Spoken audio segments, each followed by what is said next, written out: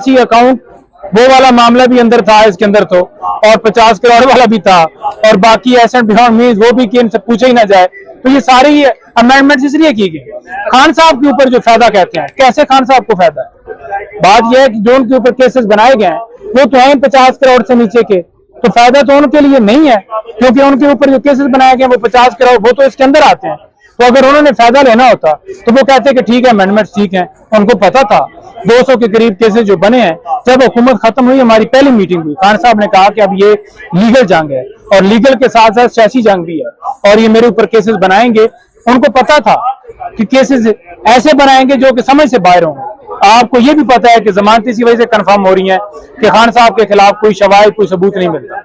अच्छा नईम साहब, ये बताइएगा जिस तरह नेब के हवाले से जो नेब तरमीम का केस काफी अर्से तक चलता रहा, तकरीबन 53 तक समाअत हुई है इसमें, कौन को आसान अल्फाज में ये बताइएगा कि नेब के अंदर इन्होंने कौन सी तरमीम की थी, और जो अभी सुप्रीम कोर्ट ऑफ पाकिस्तान ने आज जो फैसला सुना और वो सारों को मेरे भाई, मैंने पहले आपको बताया है कि जो 50 करोड़ करप्शन नहीं, फेडरल गवर्नमेंट जो डिसीजन देगी, गवर्नमेंट ऑफिस जो फैसले देगी, उनको नैब के अख्तियारात से बाहर कर दिया गया था। यानी कि उनके डिसीजन करप्शन के हवाले से या कोई पैसों के हवाले से, एसेट बियॉन्ड मींस के हवाले से वो खत्म कर दिए गए थे। आज वो बहाल हो गए हैं। 50 करोड़ तक जो करप्शन है उसको जायज करार दिया गया था। उससे नीचे जो है वो केसेस ही नहीं चलाए जाते थे नैब के अंदर। उसको बहाल कर दिया गया कि जो अगर 1 करोड़ की करप्शन होगी, 1 करोड़ का केस होगा तो वो चलेगा। ये नहीं कि 50 करोड़ से नीचे वाली जो है वो केस नहीं चल सकते। दायराकार इसको महदूद किया गया था।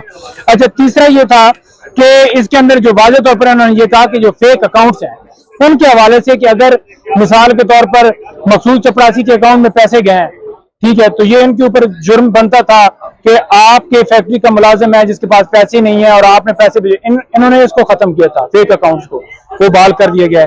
फिर बर्डन ऑफ प्रूफ क्या है जी, कि अगर करप्शन मैं करता हूं तो नैब साबित करेगा कि मैंने करप्शन कहां से की। अब मैंने इंटो से की, बिल्डिंग से की, फॉर एग्जाम्पल मैंने कोई और किसी से रिश्वत लेके की, नौकरियों के मद में मैंने पैसे लेके की, तो नैब को समटाइम नहीं पता होता कि कहां से ये करप्शन की। उन्होंने तो देखना है कि इसके जो एसेट्स हैं, इसकी जो इनकम के जराए हैं वो कम है, इसकी ये 2 मशीनें हैं जो मौके के ऊपर काम कर रही हैं, लेकिन इसके अकाउंट में करोड़ों रुपए पैसा कैसे है। तो उसको उन्होंने ये कहा है कि वो खुद बताएगा कि मैं पैसे इधर उधर से लेता हूं, ये मेरे अकाउंट्स हैं, ये मेरी गाड़ियां चलती हैं, ये मेरी मेट्रो चलती है जिससे मुझे इनकम आती है। तो ये उन्होंने बहाल किया कि वो खुद बताएगा, ना कि नैब के ऊपर हो। देखिए जी, आज सबसे पहले तो कौम को बहुत बहुत मुबारकबाद हो, क्योंकि ये जीत इमरान खान की नहीं, आपकी नहीं, मेरी नहीं, ये पूरी कौम की जीत है। करप्शन के जरिए पैसा कमाया गया, मनी लॉन्ड्रिंग की गई और नैब से क्लीन चिट ली गई, जो आज के ब्लैक चिट में तब्दील हो गई है। सुप्रीम कोर्ट ने जो फैसला दिया है उसमें उन्होंने वाज़ा किया है कि ये जो 50 करोड़ तक करप्शन जायज करार दी गई थी उसको खत्म किया जाता है। बर्डन ऑफ प्रूफ जो है वो नैब पे था, जो कि बहाल किया गया है कि जो बंदा करप्शन करेगा वो बताएगा। और साथ साथ जो मकसूद चपरासी और दूसरे अकाउंट उनके हवाले से ये जो अमेंडमेंट्स की गई थी वो भी बहाल की गई हैं। जो 7 दिन के अंदर अंदर सुप्रीम कोर्ट ने वाज़ा कहा है कि तमाम जो रेफरेंस डिस्पोज ऑफ किए गए, वापस भिजवाए गए, तमाम को जो है बहाल किया जाए और उसी जगह से ये शुरू होगी। इसके अंदर मैं बताऊं कि सेक्शन 4, 5, 9, 14 और 23 में अमेंडमेंट्स की गई थी। तमाम तरमीम जो हैं वो खत्म कर दी गई हैं। ये था कि तमाम केसेस जो हैं वो खत्म करवाए जाएं। इलेक्ट्रॉनिक जो वोटिंग मशीन है वो आपको पता है इसलिए खत्म की गई कि धांधली की जाए। आपको पता है कि ओवरसीज जो पाकिस्तानी है वो इमरान खान साहब के साथ हैं और 99% उन्होंने खान साहब को वोट देना है, तो उनका वोट खत्म किया गया। तो इसी की ये कड़ी नैब अमेंडमेंट्स थी जो कि इन्होंने की ताकि इनके केसेस खत्म किए जाएं और ये आके इस मुल्क के ऊपर दोबारा बैठ के उसी तरीके से पैसे कमाएं। और एक लिमिट करार दे दी गई कि अब किसी और के अकाउंट में पैसे ट्रांसफर कर दिए जाएं, अब किसी और को खड़ा करके सारा मामला कर दिया जाए। तो ये सारी की सारी अमेंडमेंट्स खत्म हो गई। नईम साहब ये बताइएगा कि इस फैसले के बाद पाकिस्तानी सियासत में क्या असरात मुरातब होते हुए नजर आ रहे हैं, और दूसरा क्वेश्चन ये लीजिएगा कि दूसरा क्वेश्चन ये है कि शरीफ फैमिली के खिलाफ घेरा तंग हो जाएगा इस फैसले के बाद? देखिए, घेरा तंग जो है, बात ये नहीं है कि घेरा तंग की बात है।